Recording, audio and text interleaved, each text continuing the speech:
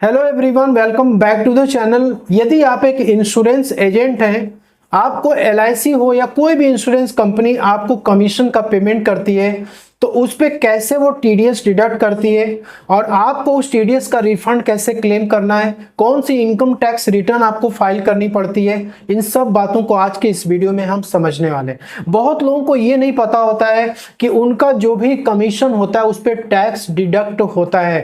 Company TDS deduct कर लेती है, वो जमा करा देती है, लेकिन इनको पता नहीं रहता है किस तरीके से उसका क्लेम हम कर सकते हैं। तो दोस्तों, वीडियो काफी इंपॉर्टेंट होने वाली है। तो इंश्योरेंस एजेंट को जो भी कमीशन दिया जाता है दोस्तों, उसके लिए जो टीडीएस काटने की जो रूल है उसके लिए सेक्शन 194D बना हुआ है। तो दोस्तों, जो भी इंश्योरेंस कमीशन आपको पे किया जाता है उस पर टीडीएस जो कंपनी डिडक्ट करती है वो सेक्शन 194D में डिडक्ट करती है। सेक्शन 194D के इस प्रोविजन को हम समझने वाले हैं। तो यहां पर सबसे पहले तो हम बात करेंगे कि आपको इंश्योरेंस कमीशन क्यों मिलता है। यहाँ पे दो इनकम, बेसिकली दो एक्टिविटीज कवर की गई हैं। सबसे पहले तो ये है कि आप यदि किसी नए व्यक्ति का आपने एलआईसी करवा दिया, ठीक है, एक नया बिजनेस आप ले करके आ रहे हैं इंश्योरेंस कंपनी के पास, चाहे वो एलआईसी हो चाहे कोई दूसरी कंपनी हो, तो उस केस में आपको तुरंत कमीशन वहां पे मिल जाता है। और यदि आपने एलआईसी करा दिया उस पर्सन का, इसके अलावा भी आपके काफी सारे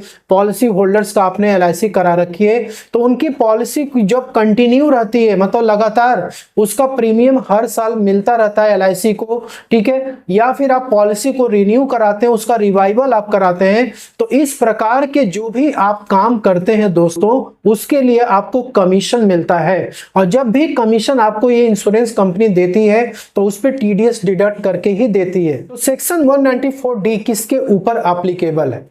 ऐसी कोई भी कंपनी जो कि इंडिया में इंश्योरेंस बिजनेस कर रही है, जो कि इंश्योरेंस पॉलिसी बेचती है, ऐसी कंपनी की लायबिलिटी है दोस्तों कि कोई भी इंडिविजुअल हो, एचयूएफ हो, कंपनीज हो या कोई अदर टैक्स पेयर हो जो कि इनके साथ जुड़ करके काम कर रहा है, मतलब कि इंश्योरेंस पॉलिसी बेचने में इनकी मदद कर रहा है, पॉलिसी को कंटिन्यू कराना, पॉलिसी को रिन्यूअल कराना, रिवाइव कराना, तो ये जितने भी लोग हैं दोस्तों, ये एज एजेंट काम करते हैं इस पर्सन के साथ, यानी एलआईसी कंपनी के साथ। इनके ऊपर ये सेक्शन 194D एप्लीकेबल है, विच मींस कि यहाँ पे ये जो पर्सन खड़ा है, इसको जब भी इन्हें पेमेंट करना पड़ेगा कमीशन का, तो वो क्या करेगा, सेक्शन 194D में टीडीएस डिडक्ट करके तभी वो पेमेंट करेगा। इसके बाद नेक्स्ट पॉइंट है कि limit of TDS. Section 194D में आपको जो भी कमीशन पे किया जा रहा है उस पर टीडीएस कब नहीं कटेगा।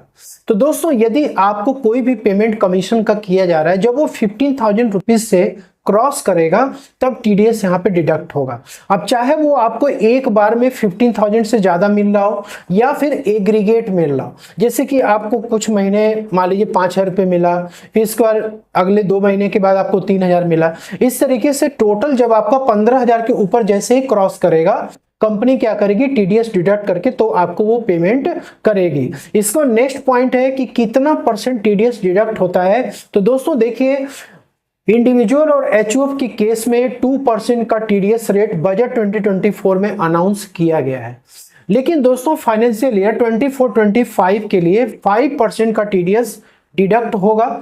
ये जो 2% है ये 1 अप्रैल 2025 से एप्लीकेबल है, ठीक है। और कंपनी के लिए बात करें जो कि ऑफ कोर्स यहाँ पे इंश्योरेंस एजेंट की तरह काम कर रही है, तो कंपनी के केस में 10% का टीडीएस एप्लीकेबल है और बजट 2024 में इस पे कोई भी यहाँ पर चेंजेस नहीं किया गया है। तो यहाँ पे दोस्तों जो टीडीएस का रेट है ये आपके लिए इंपॉर्टेंट होता है। यदि आपका पैन नंबर इंश्योरेंस कंपनी के पास है तो वो इस रेट से टीडीएस डिडक्ट करेगी। यदि आपका पैन नंबर नहीं है तो उस केस में 20% के रेट से टीडीएस डिडक्ट होगा। यदि आपका पैन और आधार दोनों लिंक नहीं है, आपका पैन इनऑपरेटिव हो चुका है, तो उस केस में भी इंश्योरेंस कंपनी 20% से टीडीएस डिडक्ट करेगी। तो ये सब केसेस आपके लिए इंपॉर्टेंट हो जाते हैं, जिसको आप ध्यान में रखें। टीडीएस डिडक्ट करने की भी एक टाइमिंग होती है, तो जिस टाइम पे इंश्योरेंस कंपनी आपके अकाउंट को इस कमीशन से क्रेडिट करे या फिर जब आपको पेमेंट करे, दोनों में से जो पहले होगा उसी डेट को टीडीएस डिडक्ट हो जाए। तो टीडीएस से बचने के लिए आप क्या कर सकते हैं? सबसे पहला काम यह है कि यदि आपकी टोटल इनकम पूरे ईयर में 2.5 लाख रुपए से सारे सोर्सेस को मिला के 2.5 लाख से नीचे है, यानी ओल्ड टैक्स रेजिम में, और न्यू टैक्स रेजिम में 3 लाख तक है, तो उस केस में आप क्या कर सकते हैं, फॉर्म 15G या H डिपेंडिंग अपॉन कि आपकी एज क्या है उसके अनुसार आप सबमिट करेंगे तो फिर आपका टीडीएस नहीं कटेगा। और दूसरा तरीका ये होता है कि आपका टीडीएस यदि कट जाता है तो आप अपनी इनकम टैक्स रिटर्न को फाइल करके उसमें इनकम दिखा करके आप इस टीडीएस का रिफंड क्लेम कर सकते हैं। तो यहाँ पर एक टीडीएस डिडक्टर की क्या रिस्पॉन्सिबिलिटी है, जो टीडीएस डिडक्टी है उसकी क्या रिस्पॉन्सिबिलिटी है। तो एक एलआईसी जो कंपनी है जो कि आपको इंश्योरेंस कमीशन दे रही है, उस पर टीडीएस डिडक्ट कर रही है, उसका ये रिस्पॉन्सिबिलिटी है कि वो पहले तो गवर्नमेंट के अकाउंट में टीडीएस यदि वो हर महीने काट रही है तब वो डिपॉजिट कराए, नहीं तो जिस टाइम पे वो आपको कमीशन दे रही है उस टाइम पे टीडीएस डिडक्ट करे और उसके नेक्स्ट मंथ वो डिपॉजिट करा दे। और उसके बाद उसको एक फॉर्म 26Q जो कि हर क्वार्टरली बेसिस पे सबमिट करना पड़ता है और उसमें पूरे कमीशन दिखाए जाने होते हैं और पूरा टीडीएस अमाउंट दिखाना होता है। तो फॉर्म 26Q उसे फाइल करना होता है। इसके बाद 15 दिन के अंदर फॉर्म 16A जनरेट करना होता है उस कंपनी को, और आपको ये फॉर्म 16A टीडीएस सर्टिफिकेट की तरह होता है जो कि आपको मिलता है, और इसी सर्टिफिकेट के आधार पर आप इनकम टैक्स रिटर्न में अपना रिफंड वगैरह क्लेम करते हैं। और नेक्स्ट मैंने आपको बता दिया फॉर्म 15G या H डिपेंडिंग अपॉन एज आप इसको दे सकते हैं। और दूसरा ये नेक्स्ट हमने बताया था आपको कि यदि आपका वैलिड पेन नहीं है तो उस केस में 20% की टीडीएस आपकी कटेगी।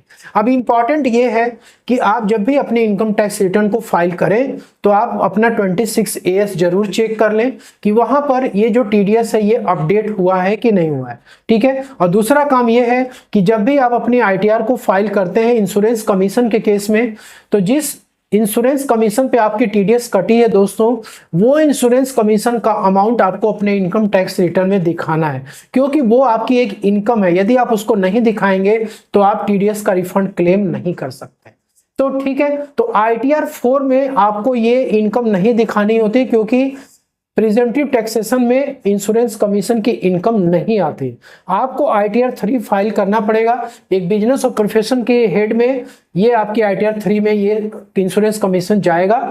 यदि आपका इंश्योरेंस कमीशन बहुत छोटे मोटे अमाउंट का है, मान लीजिए आप साल भर में 5,000 10,000 यही कमाते हैं, तो फिर उस केस में आप इनकम फ्रॉम अदर सोर्सेस में भी इसे रिपोर्ट कर सकते हैं। लेकिन यदि आपकी इंश्योरेंस कमीशन बहुत ज़्यादा है तो फिर आपको आईटीआर 3 में से रिपोर्ट करना पड़ेगा।